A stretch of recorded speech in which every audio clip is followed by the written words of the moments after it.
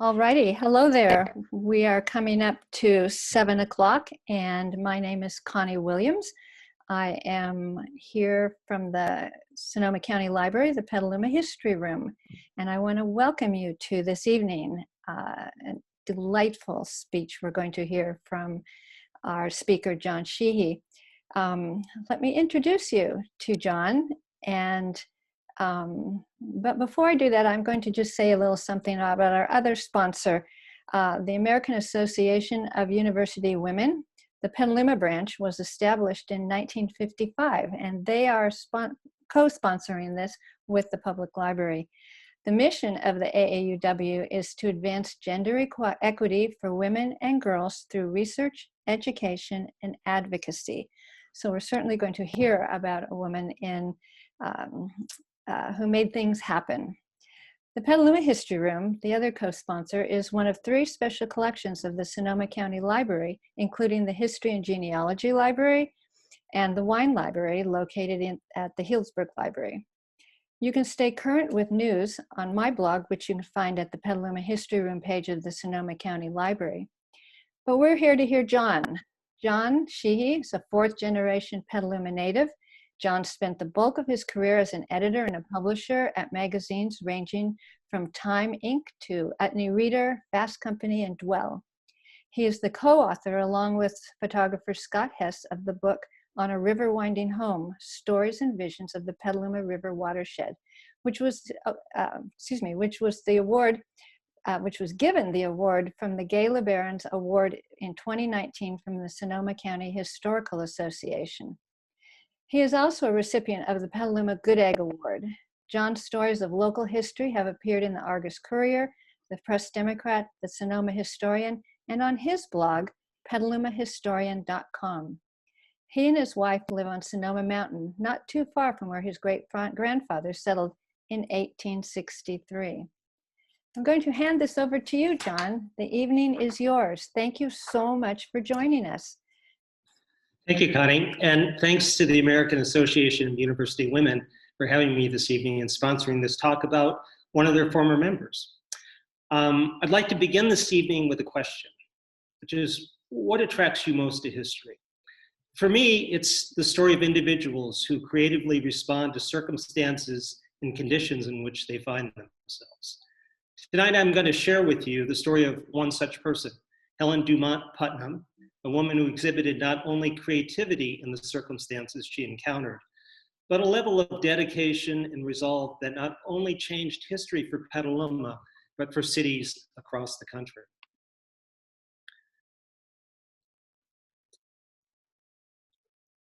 Helen was the city's first woman mayor, and essentially she stepped into a situation where things were completely out of control in terms of growth in the city. This was something she'd prepared for a long time prior to that. But what she did was rather unique in that she put a stop to, along with the city council, to all new development and spent a year engaging citizens in hammering out a new planning policy, one that would curb the urban sprawl that was overtaking the city at the time.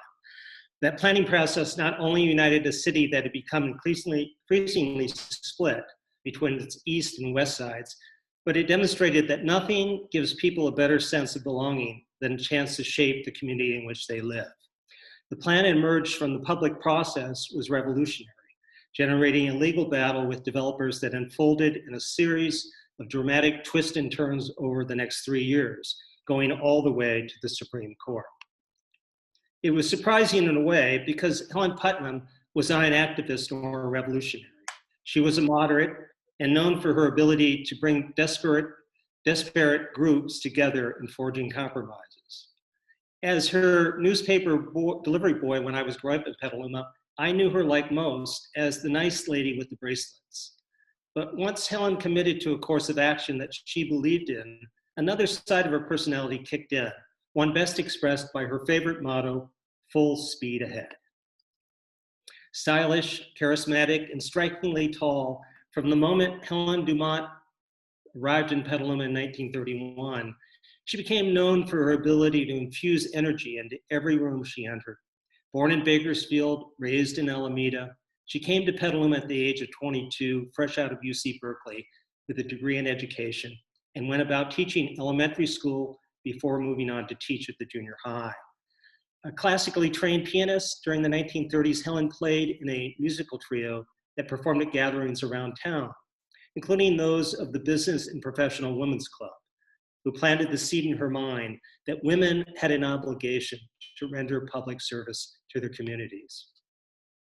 Helen also served as a commentator for local fashion shows from the 1930s through the 1950s, where she honed her skills as a charming mistress of ceremonies and established a reputation as a fashion maven.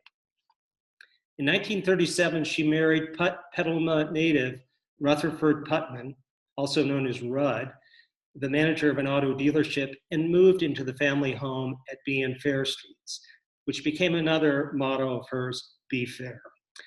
4 years later, she retired from teaching to start a family, giving birth to a son and daughter in short order. As a homemaker, Helen prided herself on having a place for everything and everything in its place, a characteristic that she would carry over into public service. An outgoing person with a conversation style that crackled with energy, Helen was naturally drawn to community organizations, beginning with a sorority called the Gamma Gamma Society in Petaluma that got together to play bridge and do other events. And as in just about every organization she joined, she quickly rose to the ranks of Gamma Gamma to become president of the local chapter. In 1947, Helen was coaxed by members of Gamma Gamma and other friends to run for a seat on the school board.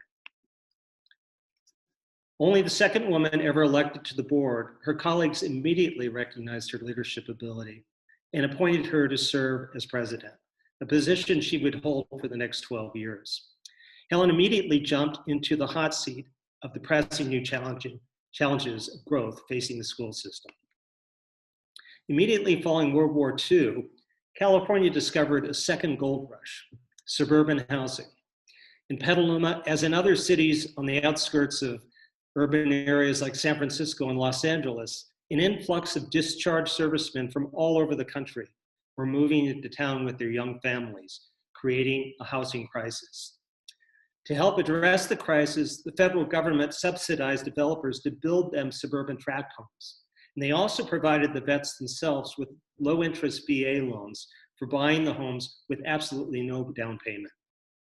As an aside, I should note that the government at the time also required developers to insert clauses into the deeds of every house they built that prohibited the sale, resale, or even rental to families of color as a means of helping to ensure that suburbs like Petaluma remained largely white. Petaluma's first suburban development, called Madison Square, broke ground in 1946. Bounded by East Washington to the south, the Petaluma River to the north, and Vallejo and Payran streets to the west and the east, essentially that neighborhood that's directly behind Whole Foods today. It was the largest housing development the city had ever seen, ultimately consisting of 240 homes. A 3-bedroom home in Madison Square sold in 1946 for $7,000. That's about $90,000 in today's currency, with a monthly mortgage of $44, which equates to about $600 today. A similar, though smaller, development also went up at the time on the west side near Petaluma High, extending along Dana Street from Fair to Melvin Streets. Now, one of the first impacts of this early flood of young families was on the school system. As president of the school board, Helen was tasked with mounting a campaign for a school bond to replace 3 aging elementary schools that had been built in the early 1900s, and they failed to meet new earthquake safety requirements under a new act called the Field Act. They were Lincoln, which today is an office building at the corner of 5th and B Streets, still standing, McKinley on East Washington, the original McKinley, which sat where Whole Foods sits today, and then Washington Elementary, which was on Bassett Street where the current City Hall resides. The bond passed, and in 1949, the new McKinley School, able to accommodate 200 kids, opened on Ellis Street. A year later, it was already in double session. In 5 years, from 1945 to 1950, Petaluma's population, which had sat at a flat 8,000 since 1930, jumped 20% to 10,000 residents. Likewise, the other new schools planned for the west side, McNear, which was already under construction, and Valley Vista on North Webster, which was on the drawing boards to open in 1954, were already in need of expansion, forcing Helen to campaign for yet another school bond equal to the one she had formerly gotten passed. In her role as school president, Helen also sat on the city's planning commission, which provided her with a bird's eye view into another post-war phenomenon, the dramatic rise in car ownership. That, in turn, set off a massive expansion of state highways and a resculpting of California by the interstate freeway system. In 1949, the Sonoma County Board of Supervisors approved the location of a new freeway east of town in the flats that were ranch land, essentially. Although not slated to open until 1957, the news set off a land buying spree among developers in East Petaluma. This shot is taken from the new East Washington overpass while the freeway was being laid out. And you can see to the left there, the houses that have already been developed in the subdivision that runs along the freeway. Two developers in particular, the Blackwell brothers of Santa Rosa and John Novak of Novato, both of them financed by backers in the East and Chicago, locked up farmland on both sides of the future freeway and set about building tract homes. Novak developed the land north of East Washington Street on both sides of the freeway. In the blocks on this map, which are A through E. And that included also the Petaluma Plaza Shopping Center, which is in the block labeled D here, along the freeway between the freeway and McDowell, and a development called Novak Meadow, which consists of 295 houses in the area labeled E. On the south side of Washington along McDowell and the freeway, the Blackwell brothers were planning 385 houses in a development called McDowell Village. They were also intending to build the Washington Square Shopping Center at the corner of Washington and McDowell, just opposite the E block there. In 1952, 5 years before the freeway opened, both developers began marketing their homes to commuters working in San Francisco, 45 minutes away by car, and they were selling out. In exchange for the city annexing their housing tracts, developers agreed to install sidewalks, sewers, street lighting, and fire hydrants, leaving the city on the hook for water, sewage, police, fire, and schools.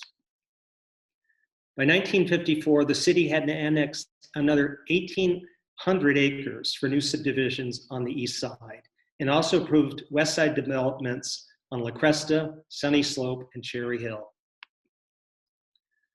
Petaluma's school population, which stood at 1,600 students in 1950, already overwhelming the school system, was now projected to double to 3,300 students by 1960. Valley Vista Elementary was already at capacity when it opened in 1954. McKinley, which had already been expanded once since its opening in 1949, was again in double sessions. That put Helen back on the campaign trail for yet another school bond, this time to build two new schools on the east side, McDowell Elementary on McDowell Road, and the original Kenilworth Junior High, which was then on East Washington where the Target Mall is today. As well as replace the high school on Fair Street, which having been built in 1915 was also deemed unsafe for earthquakes. During this period, Helen was also busy raising her profile in the area, especially among women, by making frequent appearances at PTA meetings and hosting fashion shows throughout the Bay Area. In 1949, she became host of a midday talk show on KSRO radio called Shopper's Guide with Helen Putnam. Targeted at homemakers, the show news, shopping suggestions, and homemaking tips. It ran for 5 years. Helen also expanded her involvement in educational circles, joining the Sonoma County School Boards Association and rising through its ranks to become president in 1952. She followed a similar path with the California School Boards Association, becoming president in 1958. By the late 50s, Helen was spending a considerable amount of time traveling around the state, hobnobbing with various school boards and elected officials, including the governor, who appointed her a delegate to the 1955 White House Conference on Education, hosted by Vice President Richard Nixon. How did she do it all while also raising 2 children and keeping a home? People wanted to know. Well, my understanding is that her mother, Winifred Dumont, who lived with the family, as pictured here, standing beside Helen, and her husband Rudd and children Rush and Kate, have a lot to do with it. But all the travel and hobnobbing increasingly pulled Helen away from her duties in Petaluma, where problems began to surface in the school district. In addition to the city's increasing population, which had jumped 40% between 1950 and 1960 to 14,000 residents, the local tax assessment for schools was woefully insufficient at the time, resulting in a group of underpaid and very disgruntled teachers.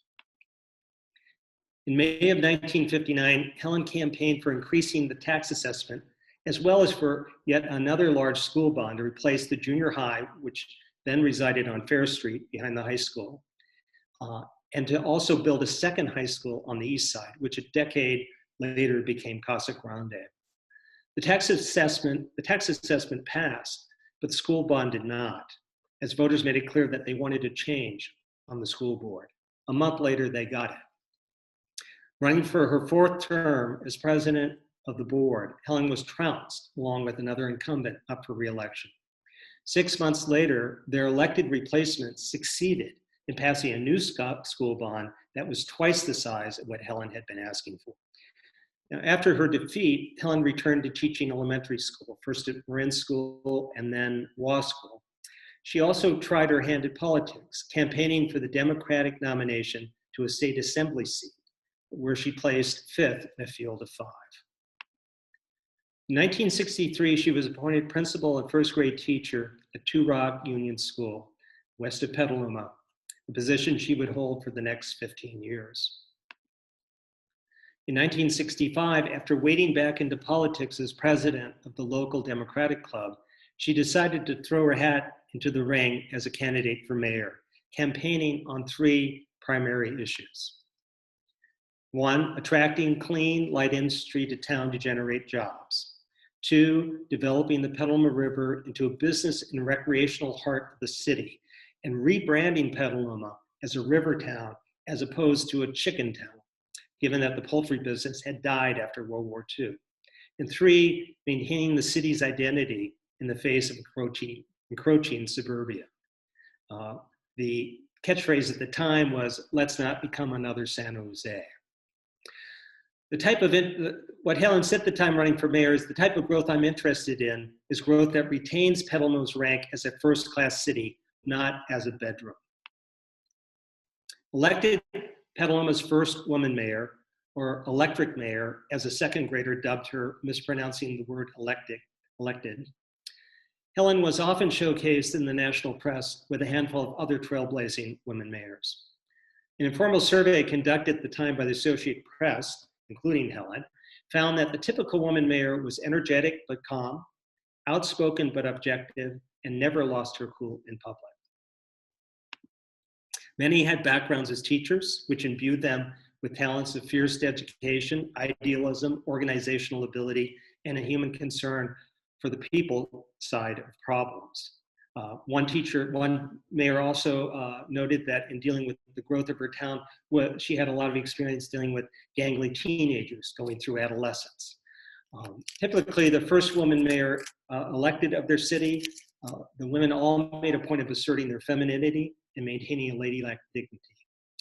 Their very presence, though, made them reformers in a political system where men still made decisions in smoke-filled back rooms and then came out to announce them to women. 2 of the favorite back rooms of Petaluma at the time were the morning coffee klatch at the U.S. Bakery on Petaluma Boulevard, where De La Fortoria is today, followed up by a 2-martini lunch at the El Sombrero restaurant on Petaluma Boulevard beside Penry Park, where the Bank of America sits today. That's where men gathered, both politicians and businessmen, often overlapping, to conduct the city's business. But Helen had no interest in backroom meetings. as her most immediate challenge as mayor was saving the downtown, and she chose to do so in a very public manner. The new shopping centers on the east side were drawing foot traffic away from downtown, throwing merchants into a financial tailspin. Commercial landlords, no longer able to command premium rents, were letting their buildings slowly deteriorate. This is the Wickersham building in 1973, which houses the current Seared restaurant.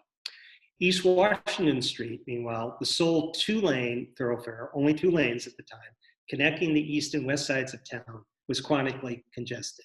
Sound familiar? To alleviate the congestion and draw more people downtown from the east side, Helen set about widening Washington Street to 4 lanes and installing a new bridge over the river. She then began championing a federally sponsored redesign of the downtown called the Core Area Plan. The plan centered on converting Kentucky Street between Western Avenue and Washington Street into a closed-off mall, the common solution for federally funded urban renewal programs around the country at the time.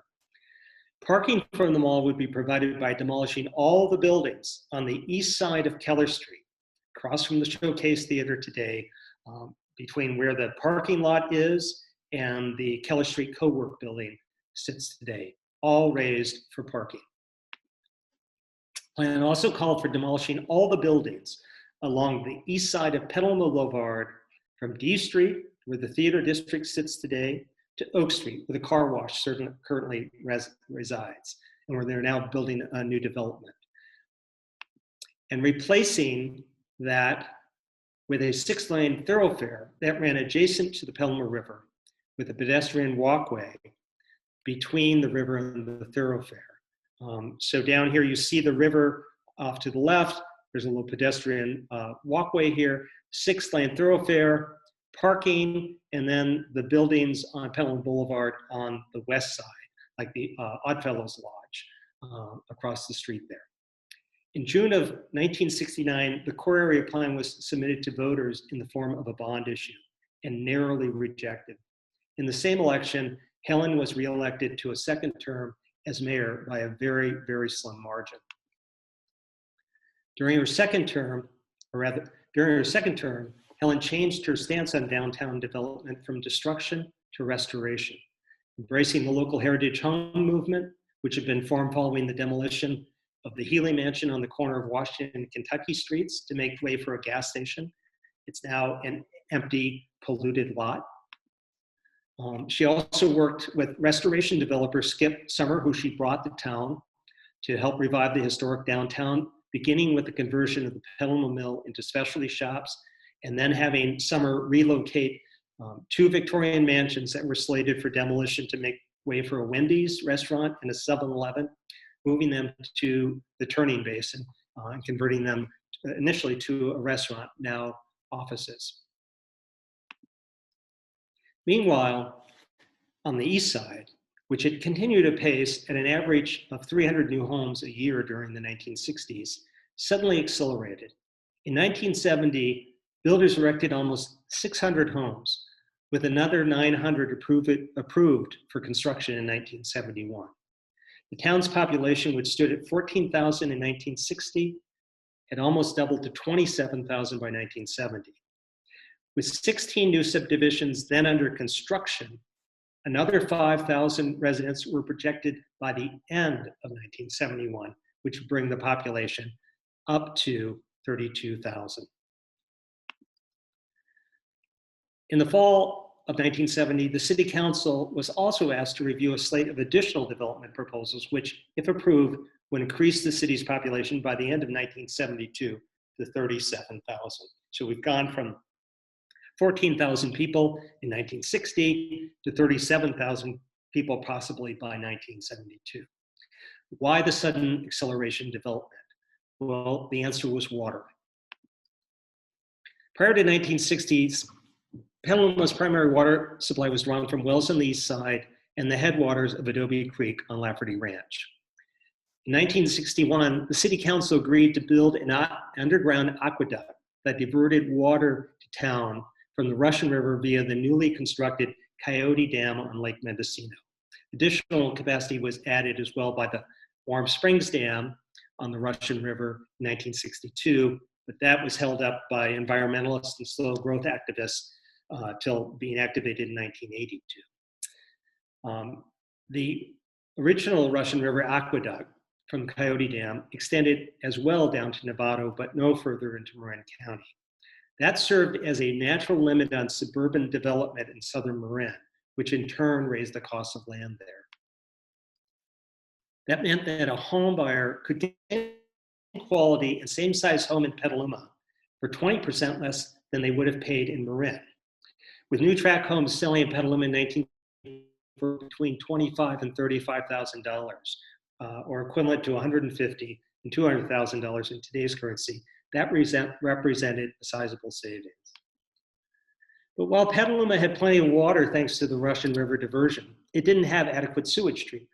The sewage plant, originally constructed in 1937, had been expanded in 1965 to accommodate a maximum population of 32,000, a level the city was not expected to hit until at least 1980, and certainly not in 1971.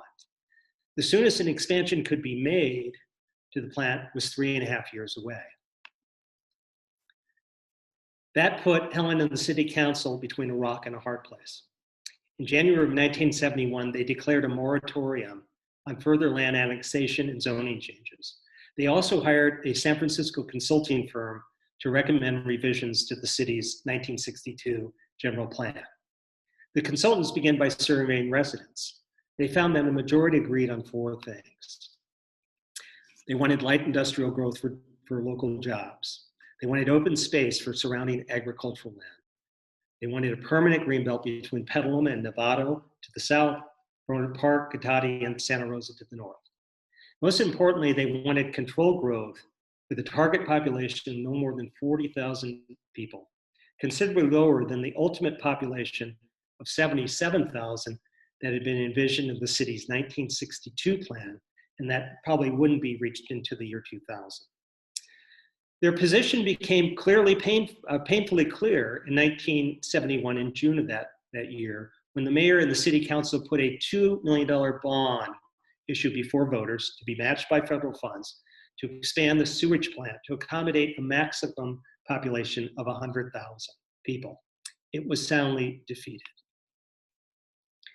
As a stopgap measure, the city decided to fund an enhancement to the sewage plant from revenue bonds, with the feds and the states picking up 80% of the price tag, but it remained a temporary measure, as the enhanced plant still fell short of meeting state standards. And I have to say that the only other option was dumping the sewage directly into the river, which subjected the city to major daily fines of up to $40,000 in today's money. Meanwhile, on the growth planning front, the consultants convened a panel of 6 citizen committees. This was really unusual at the time, to work on what became called the Environmental Design Plan, which was then subjected to a number of public hearings. On the eve of the plan's adoption, Helen and the city council met with developers. The developers told them that they wanted a more flexible plan, one that didn't limit the number of houses being built per year, as doing so would lead to a natural inequity in how the permits were allotted between builders, especially if the city tried to exert more influence over design and construction quality, which became a major issue with a number of new residents suing developers for shoddy construction. It would also drive up, in their opinion, land costs, as restrictions had earlier in Marin, outpricing lower income buyers. And that was especially true if the city forced them, as they were threatening to build on the west side as well as the east side, given the hilly terrain on the west side made it much less efficient than building on the flats of the east side. At the meeting, one developer jokingly warned Helen that if the plan was adopted, builders might haul off and give you a good suing. A week later, on March 28, 1972, the city council approved the environmental design plan. The plan limited new development to 500 new units a year over the next 5 years, 250 on the east side and 250 on the west side. It also included a greenbelt around the city. Given the plan's impact on unincorporated areas adjacent to the city, Helen and the city council sought out the approval and support of the County Board of Supervisors. But the supervisors at the time withheld their approval, voicing concerns that the plan was unfair to rural landowners, in particular dairy ranchers, many of whom were struggling to stay afloat at the time as the dairy market was going the way of the chicken market. And they argued that those ranchers were denied the right to sell their property to developers at market value, especially if their land became part of a green belt or excluded from any future development. The supervisors were also concerned about the legal challenges, which everyone knew was coming at that point. In April of 1973, a coalition of Bay Area construction interests filed suit against the plan in federal court, seeking to have it declared illegal on the basis that it infringed upon people's constitutional rights to live where they wanted. There was, of course, some legal precedent at the time in cities, especially large cities, that were being sued for using redlining as means of maintaining racial segregation. 2 months later, Helen ran for re-election to her third term as mayor on a platform of orderly progress and prosperity. Also on the ballot was a measure asking residents to approve the new growth limits. Largely advisory, it had no true impact. It passed by a margin of 5-1. In January of 1974, U.S. District Judge Lloyd Burke issued a verbal ruling striking down Petaluma's growth plan. The following April, he went further in a written ruling, demanding that Petaluma maintain its city services to meet the market demand of housing and not use measures designed to limit growth, which he felt served to raise property values to the point that constructing low-cost housing was no longer economically feasible. The city immediately requested a stay of order while they appealed to the Ninth Circuit Court of Appeals. Burke denied their request immediately. The city then appealed to the Ninth Circuit for a stay, which was also denied. At this point, many would have thrown in the towel, but not Helen Putnam. She carried on in her usual full speed ahead mode. The city then made a last resort appeal to the US Supreme Court Justice William O. Douglas for a stay order, which he granted. On Valentine's Day, 1975, a three-judge panel of the Ninth Circuit Court of Appeals heard Petaluma's case. The city argued that it was under unsustainable growth pressure, growing at a rate of 5% a year versus 1.7% for the rest of the Bay Area and 1.1% for the state as a whole. They maintained that they should not have to provide services dictated by the whims of the housing market, nor plan the city's development based upon what developers wanted, and be forced to continue to annex land around the city. On August 23rd, 1975, the Ninth Circuit ruled that the city was within its rights to preserve its small town character, its open spaces, and low density of population, and to grow at an orderly and deliberate pace. Now it was the builders' turn to appeal the ruling, which they did, petitioning the US Supreme Court to hear their case. Up to that point, the city had spent about $48,000, or roughly $250,000 in today's currency, on legal fees. $11,000 of that had been covered by donations from other cities, as well as money raised by the Petaluma chapter of the American Association of University Women. The developers spent $75,000, or the equivalent of $360,000 in today's currency. Going to the Supreme Court with the battle was expected to cost each side another $100,000 in today's currency. In February of 1976, the US Supreme Court refused the case, letting stand the ruling of the lower court. Later that year, a new majority was elected to the Board of Supervisors. They soon followed Petaluma's lead in approving a new general plan for the county that called for concentrated growth in the cities, limited development in rural areas, preservation of agricultural lands, and green belts between the urban areas, which was timely because right after Petaluma adopted its growth limits in 1972, the housing tsunami that had hit it moved on to cheaper, unrestricted land in Rohnert Park. In the mid-1970s, a standard building lot in Rohnert Park sold for $10,000 less than in Petaluma, and $20,000 less than in Southern Marin. Rohners Park population would stood at 7,200 people in 1972, tripled within 6 years to 22,000, after which the city resorted to implementing its own growth management plan of 650 units a year and placing a hold on land annexation. Meanwhile, Petaluma became the darling of the controlled growth movement across the country. In 1976, Helen was elected the first woman of the League of California Cities. In 1982, the League created the Helen Putnam Award for Excellence, recognizing innovative solutions by city governments. In 1978, Helen was elected to the County Board of Supervisors, representing Petaluma, Pen Grove, and Cotati. As only the second woman elected to the board, she served along with the first woman, Helen Rudy, seen pictured here. Sadly, it meant having to step down as principal and first grade teacher of Two Rock Union School. Reelected to the board in 1982, Helen unexpectedly passed away in July of 1984 at the age of 75 while recovering from cancer surgery.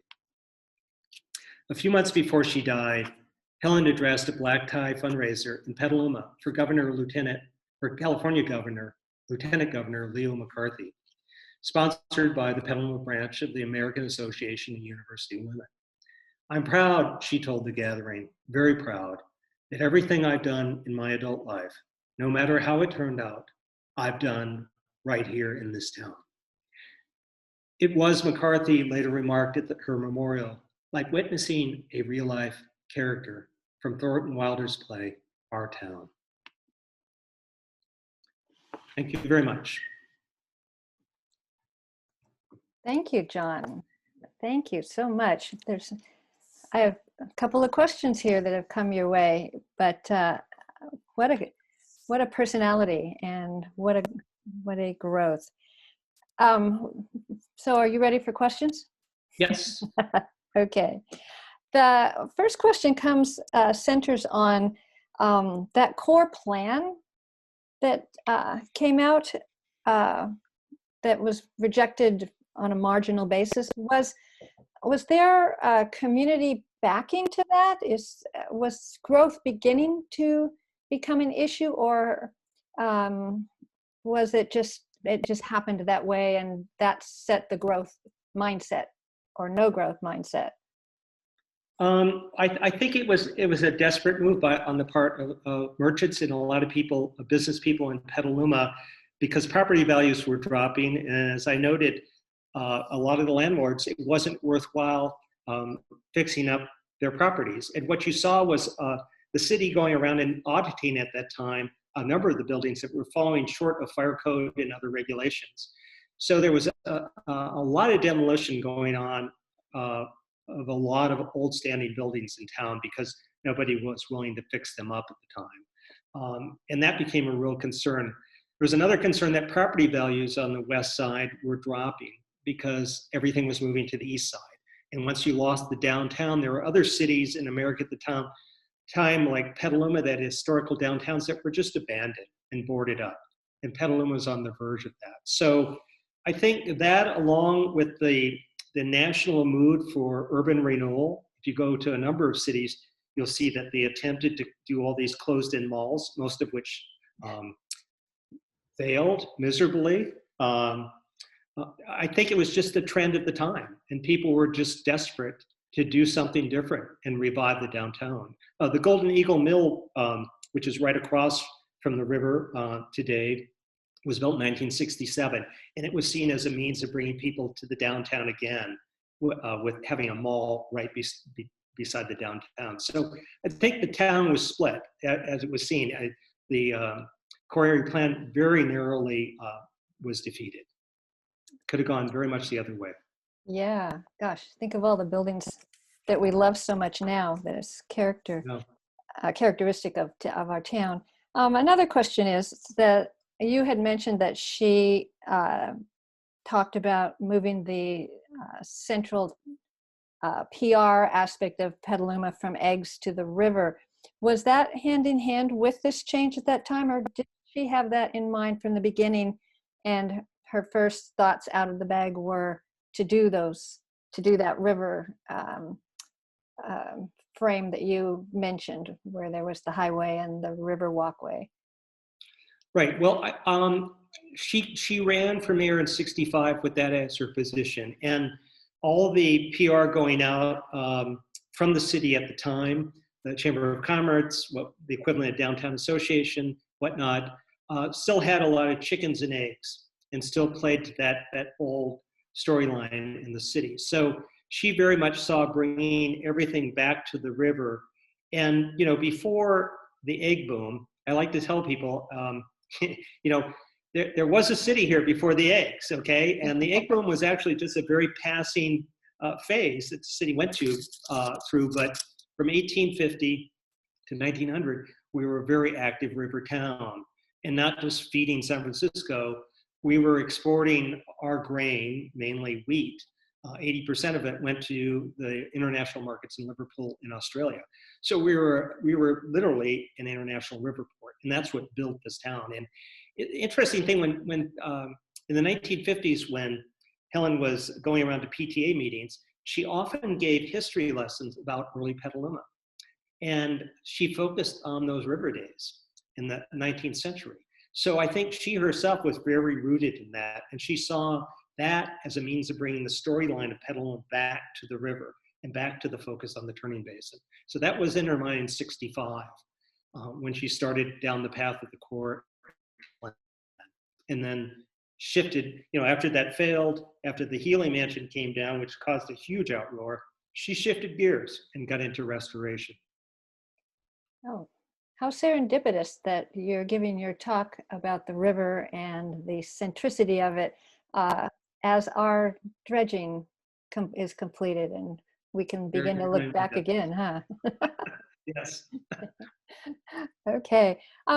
What did you find or discover about the actual litigating of the Supreme Court case? Did Petaluma send lawyers to DC to litigate this in front of the court? And what was kind of the machinations around that? Do you know? Right. Well, there was a firm hired out of Oakland who specialized in city planning on legal affairs for the city, and they headed up the legal team. The battle was really fought in San Francisco, originally with Judge Burke. And I got to say, reading up on Judge Burke's written ruling was really harsh. I mean, he really came down on the city, much more than anybody expected at the time. I didn't mention that he also warned the city not to try to pass any formal or informal types of regulation at curbing the growth, and that to make sure they didn't, he assigned what was called a special master, which is like a retired judge that comes to town and fields complaints from the developers and then examines what the city is up to. This was seen as very draconian, and a lot of money that Petaluma raised from other cities, and Helen naturally was on the League of California Cities at the time as an officer, came pouring in after that ruling from Judge Burke. They didn't like that kind of oversight from the judicial side coming in. So that's where the battle was really fought in the San Francisco courts. It was never pleaded before the Supreme Court. It was filed before the Supreme Court, but they refused to hear it. So it never had its day in court there. And it's interesting, Argus Courier at the time applauded the mayor for successfully fighting the battle all the way to the Supreme Court, but they felt very strongly that Petaluma hadn't had its proper day in court on the issue, because the issue, whether it was disingenuous or not by the developers, that Petaluma would be precluding low-cost housing by putting these limits on. The Argus argued that really needed to be vetted out in some way. And that did, of course, that did become an issue. And today we have rules about low-income housing being embedded into new development as part of the outcome of that. But that discussion was never had at the Supreme Court level, and many people felt that was a shame. Yeah, interesting. We have a question here that what inspired her to support preservation and restoration? And was she instrumental in the establishment of heritage homes? Do you know? Boy, I wish Catherine Reinhardt was on this call right now. So I'm going to put my foot in my mouth, perhaps. I really think it was the Healy Mansion Heritage Homes, my understanding, and Catherine certainly correct me on this, that it was started up after the Healy Mansion was torn down, and that mansion at the time was being used as a funeral home by Sorensen funeral homes in town. Those people from the time might remember.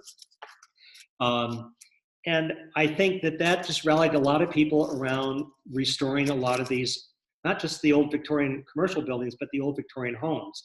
After the war, a lot of the Victorian homes were carved up into, because of housing shortage, were carved up into apartments. This was very common, all along 6th Street and all in the Alphabet areas there. Today, there's a house that's a very clear example of that. It's Eddie Atwater's house. It's on the corner of, let me see if I get this right, E Street and 4th Street. And it is opposite Walnut Park. It was a statuesque mansion in its day. Eddie Atwater, who built the Petaluma Library and did a number of other things, was an outstanding citizen. Today, it's a bunch of apartments, and it's pretty decrepit. And that's what, when I was growing up in the 70s, that's what things looked like. And then people started coming into town. The Dudley family on 6th Street converted one of the old mansions there, the Fairbanks Mansion on 6th Street, converted back into a home from apartments. That was the first major renovation that went on. So this was a trend that was going on at the time. And I think that, once again, Helen had a historical interest personally, and she just caught that wave and wrote it, you know. And then there's a great story about her going down and inviting Skip Summer, who was restoring Larkspur, the town of Larkspur, an old inn there, to a restaurant and whatnot, and bringing him up to Petaluma, arranging for the banker from Banker Marin, Bill Murray, to meet with them and essentially fund Skip to revitalize the Petaluma, the Great Mill, essentially, which was also decrepit and falling apart and about to be torn down. So she really lit into it when she lit into it. I don't know that she was one of the founders of Heritage Homes, though. Aha, excellent, excellent. Well, we can capture Catherine at some point, perhaps. Thank you so much. If there's any, I think we have all the questions. It's so, there's a million to think of on this and to carry through. I'm going to give one more minute to see if there was anybody else wanting to ask a question on there. No. I do want to mention that the Petaluma History Room has the Helen Putnam papers, the collection of Helen Putnam. And one of the things I noticed in there were letters that were written from cities all across the nation to her after the judgment came down, thanking her and thanking Petaluma for that. So that was an interesting vision to see how many small cities and towns throughout the Midwest especially were happy. We did have another question come in. Did the fact that Helen's marriage into a pioneer family have anything to do with her interest, do you think, in Petaluma history? Oh, I'm certain it did. I mean, it really tied her to the legacy of the town in many ways. I'm sure that played. I mean, she really became a citizen here. She owned Petaluma 100%. And I think being in the Putnam family was definitely part of that, and feeling part of that whole legacy was very key to her. You know, at the same time, the interesting thing about, and I'm a homegrown kid from Petaluma, but the interesting thing about Helen, she was an educated woman, certainly from the Bay Area. But she also really made an effort to expand her horizons constantly. She was a lifelong learner, and she was a lifelong networker. So what you see in her career path, which really interested me, once she becomes the school board president, she goes out and she's all over California. She's looking at best models of how people are tackling these problems all over the city. She's speaking with experts. She's at conferences constantly. She becomes the head of the state School Board Association, same thing. She's mingling with the governor. She's talking with urban planners all the time. The same thing when she becomes the mayor of the city. She just doesn't stay in Petaluma. She's constantly out there on the circuit in all those conferences, being exposed to all different committees. She's on the committee, the state committee about annexations in the city. When she meets with the developers right before they put the growth plan, she tells them, look, I've met with my colleagues on the annexation board for the state, and they approve of this plan. They think it's very worthwhile. And there are a lot of communities right now that would like to impose this. This is a wave that's coming. You need to step in and try to be part of it and not just be at odds with it. So she wasn't just a small town person in a way. She brought this much larger picture to Petaluma, and we benefited because of that expertise that she had from seeing other models around the city.